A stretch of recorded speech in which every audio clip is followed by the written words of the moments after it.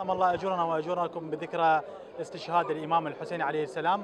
طبعا اليوم انا اتواجد في منطقه خرنابات التابعه لناحيه العباره ضمن محافظه دياله.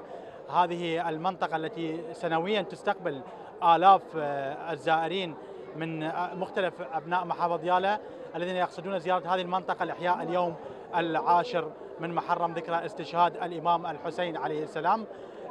طبعا راح التقي باحد وجهاء واعيان هذه المنطقه ليضعنا بالصوره بشكل تفاصيل اكثر. نعم سيدي الكرام، السلام عليكم، عظم الله اجورنا واجوركم. حياكم الله. بسم الله الرحمن الرحيم.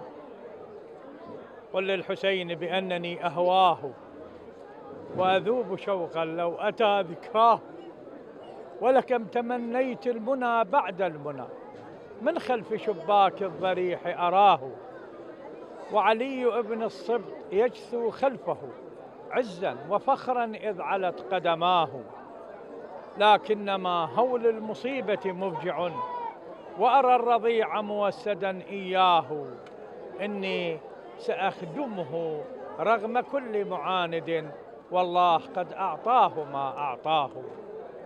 خرنابات تستقبل آلاف الزائرين المحبين للحسين عليه السلام، وهم من بغداد، لأنه خرنابات مشهورة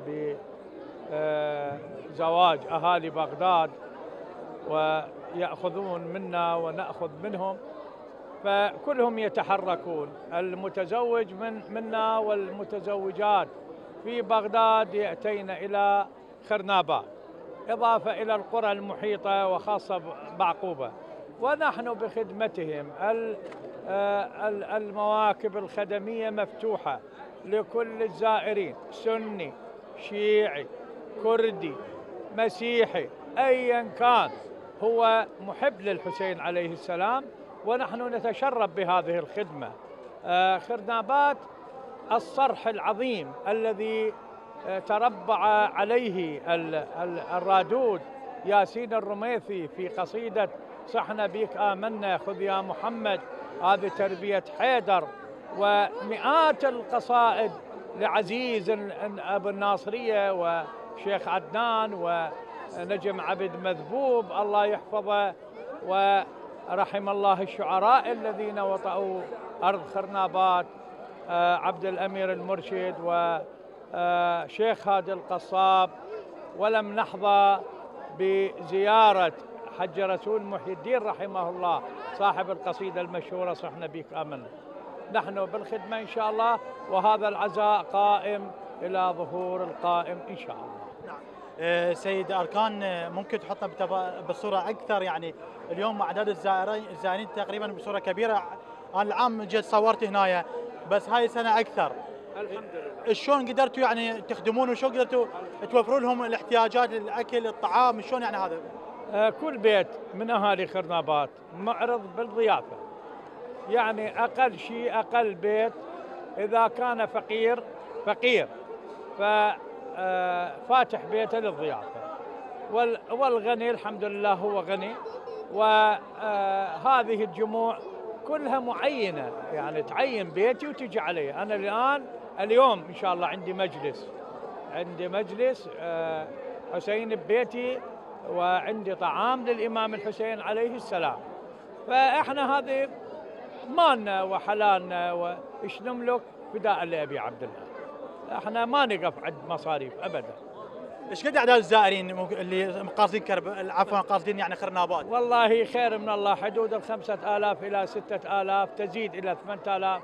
وباكر الصبح يشوف الجموع الكبيرة اللي هم متواجدين الآن على أرض خرنابات، وسيفدون إلى خرنابات إن شاء الله. خرنابات مو بس مضياف، ولكن حب الحسين عظيم جدا.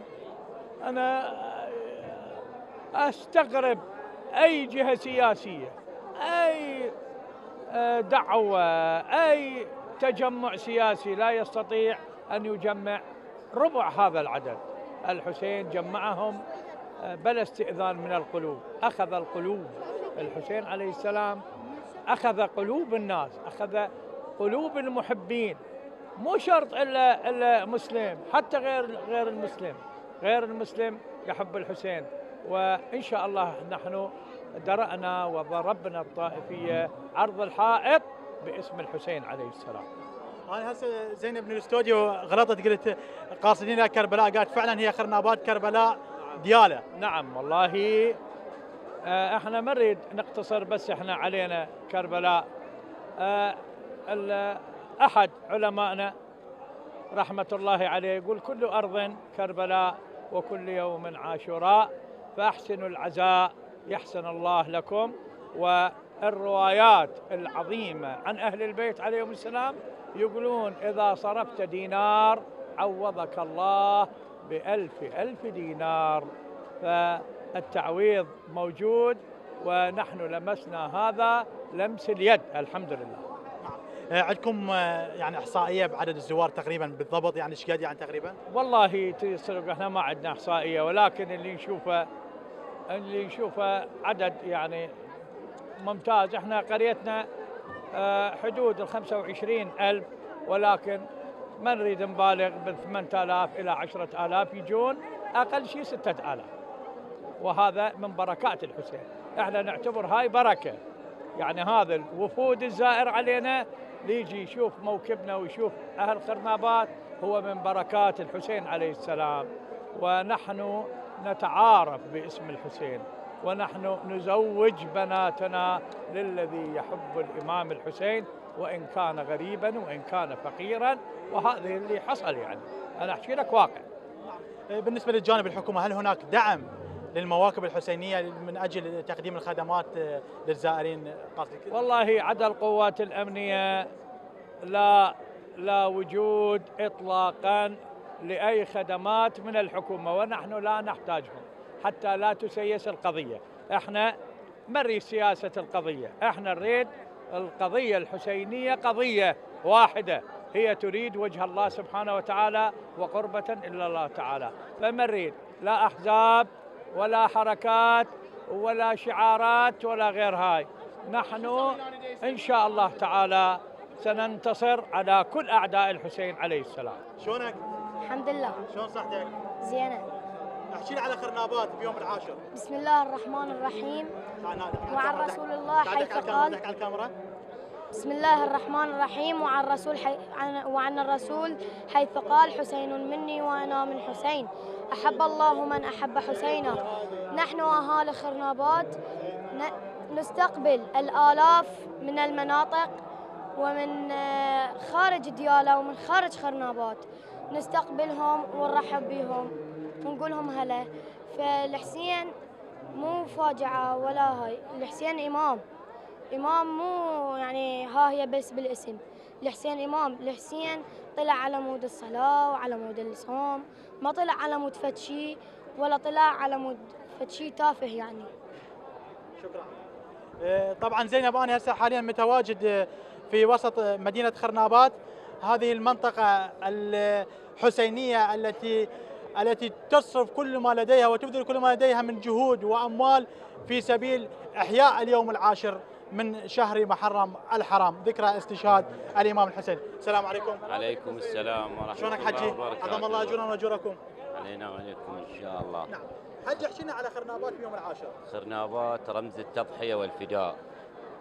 خرنابات شبه يعني أقول لك قبل 50 سنة أو 60 سنة أو 70 موكبها خاص ياخذ الأول على كربلاء بالأربعينية، والحمد لله والشكر من ذاك اليوم فطنا على الفطرة هاي من آبائنا وأجدادنا، نقوم بخدمة الزوار وكل زوار أهل البيت، خدام الحسين لكم وللجميع إن شاء الله. ايش قد تستقبل سنويا خرنابات مثل هذا مثل ايش يوم؟ يعني ايش قد تستقبل من الزوار يعني لاحياء اليوم العاشر؟ صراحة بدون تقدير، يعني سيارات تملي الشوارع والضيوف الكرام واقربائنا واقرباء الجميع واقرباء، عندنا ناس طالعه خارج القريه وعندنا اصدقاء كل محافظه دياله وحتى من خارج المحافظات تجي 10 ايام كلها بخدمه الزوار. ما هو منهج الامام الحسين؟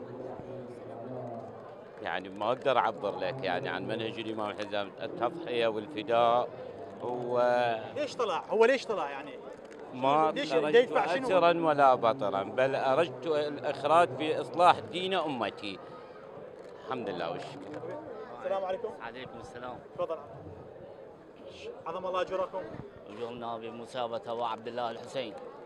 احكي لي على اجواء اليوم العاشر من محرم خرنابات، يعني خرنابات لها فد نكهه خاصه بهذه الاجواء. نعم والله هالخرنابات يعني هم معروفين بالكرم، وتدري من هالخرنابات يعني كل واقفه ايد وحده وللجميع، يعني مو بس الاهل خرنابات ولكن باقي المناطق باقي المحافظه، حتى يجون من خارج المحافظه بغداد الناصريه السماوه، ونستقبل يعني عدد اكثر يوم بعد يوم. وانت تشوف هاي الاجواء الحلوه يعني، وهاي المصيبه اللي احنا هي مصيبه ابو عبد الله الحسين، وهي مصيبه يعني هي تشمل الاسلام كله، امه محمد، العلماء، المحبين لاهل البيت، المحبين للامام الحسين. والحمد لله ان شاء الله احنا يعني ايد وحده شلون اقول لك، لخدمه الزوار، لخدمه اللي جايين على مصيبه ابو عبد الله الحسين يعني. والحمد لله الاجواء حلوه وواقفين وما مقصرين، وهذا موكبنا ان شاء الله ما يقصر ويا ابن المنطقه او ابن المحافظه او خارج المحافظه.